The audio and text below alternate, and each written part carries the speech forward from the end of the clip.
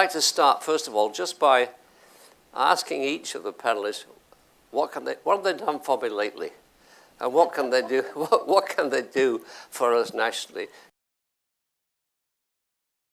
What I am doing for you lately is I'm still incredibly passionate about innovation. I'm an optimist about innovation.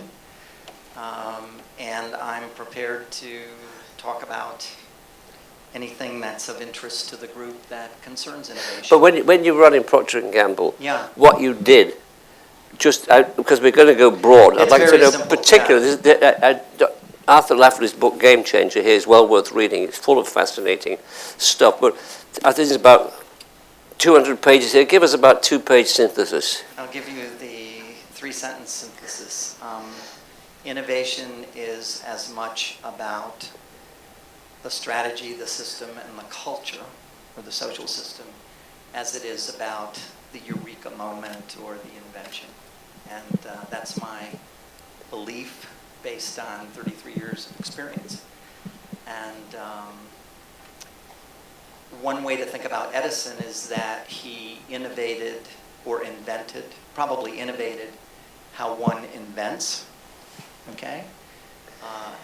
And what we've been trying to do the last decade or so is to innovate how we innovate, and I think that's a continuous quest, yes. So I guess what we've tried to do at IDEO is gather a kind of a motley crew of people from all kinds of different backgrounds that use a sort of what I would call a design methodology, this idea of design thinking to create innovations for companies not just in this country but all over the world.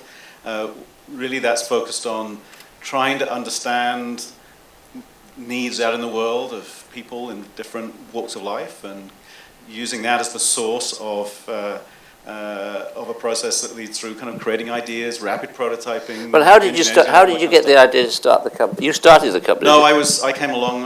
I'm the second generation. Okay, how did the second generation get into? Well, you know what happened was we had David Kelly, who founded the company, was a professor at Stanford, and we happened to be living in Silicon Valley, where people like Steve Jobs were getting Apple underway and companies like that, and there was nobody to design that stuff. I mean, there were very few designers on the West Coast in those days. This was back in the late 70s, and so he started to assemble a team of people who could help those kinds of early computer startups and technology startups to create products that people wanted to use and could use. But let me tell you, MIT takes very seriously our responsibility to produce innovations and innovators. So it's about research and it's about education. And we've got 2 fabulous examples of both.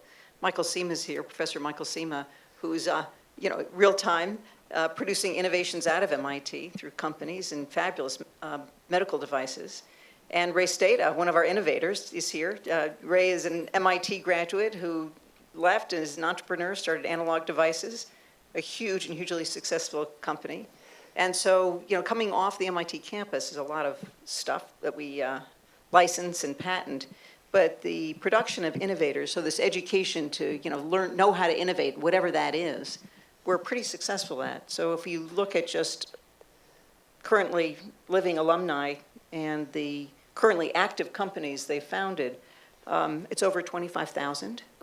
Give me the range of the companies of the innovations. Oh boy, all so from. How much is medical? How much is communications? And I'm not going to be able to give you the the percentage, but all of it, all of it. Biomedical devices, pharmaceutical, biopharma companies, software, hardware. I can't even begin to describe the range of companies that come out of the minds of the people who graduate from MIT. But it is the source of economic growth. And I think, if we look at where the United States is headed, and since there's been so much wonderful financial innovation, we've got to think about what the next cycle of the innovation economy, what's going to drive that. It's going to be new companies, new industries, and we've done it before, and I think the United States can do it again, but do it again through these kinds of innovators. And just to kind of give you a scale of what a set of MIT innovators, alumni can produce. As I said, if you look at currently alive alumni and they're currently active companies, it's almost 26,000 companies. 26,000? Yeah. Wow. That employ, how many would have guessed 26,000 companies? Well, that come on, you're all produce, very smart, but 26,000 companies, remember, that's incredible. well, and their sales are over $2 trillion, Wow, it's fantastic. and they employ over 3 million people. People in Washington, I think, are relatively familiar with my, my voluntary gadfly status as someone who's trying to push for a U.S. national innovation agenda, which I have to say we don't have as much as, for our country and for our potential we need to. I've also recently started something called the I-20, which is a community of national innovation czars who are getting together on an informal basis to talk about designing and driving a global agenda for innovation. Hey, forget about the world. Think about us. I wanted to pick up on that because, Sarah started us off by saying that, the issue here is looking for American competitiveness and American eminence. And, I was born in this country, I'm all for this country and so forth and so on. But I also believe that our success in the future has to do with our ability to build bridges and to create global value creation networks and webs. I mean, in 1945, in the post-World War II era, we had a virtual monopoly on innovation. I mean, we were the only game in town, and it's natural that if we fast forward to 2010, there are literally dozens of countries investing heavily in innovation with national innovation policies, some good, some bad, some, perhaps, in need of review. But nonetheless, this has become a preoccupation of many countries. So how we exist in a global innovation ecosystem, I think, is a big question. Okay, right. We've been reinventing the innovation process for the past 20 years. You reinvent, you've done it? Yeah, we've done it. Okay. So our sole focus over 20 years is to just understand the innovation process from market selection all the way through the end to coming up with the right product concepts and making sure the right concepts go. So into some development. people in this room may have been to you and got advice. They have. That is true. That is true. Good. Just describe that a bit more. Well, What happens when they come through the door? Well, when they come through the door, they often come to us and say, we need to grow our companies by maybe $3 billion over the next few years. So the first thing we say is we have to pick the right market. You can't have a $1 billion idea in a $10 million market.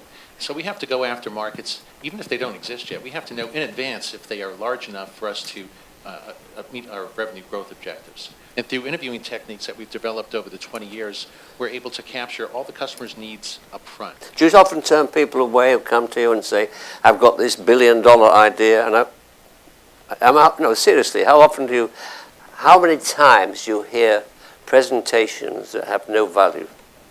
Many times. And a lot of companies, they come up with ideas and they say, let's pursue these ideas. Let's fail fast. Let's run through this and see if it makes any sense. But our approach to this is a little different. We don't think failing fast is really a great strategy. And people, the reason they want to fail fast is because they don't have all the information they need up front not to fail at all. We believe that you can capture that information up front. We've been doing it. Over the past 10 years, we've worked with about 100 different companies. We've executed over 200 projects. We've been in the process of contacting many of those people that we've worked with over 10 years to try to assess the level of success that we've had. And we've been working on that. What we've got in our hands right now is a success rate of about 80%.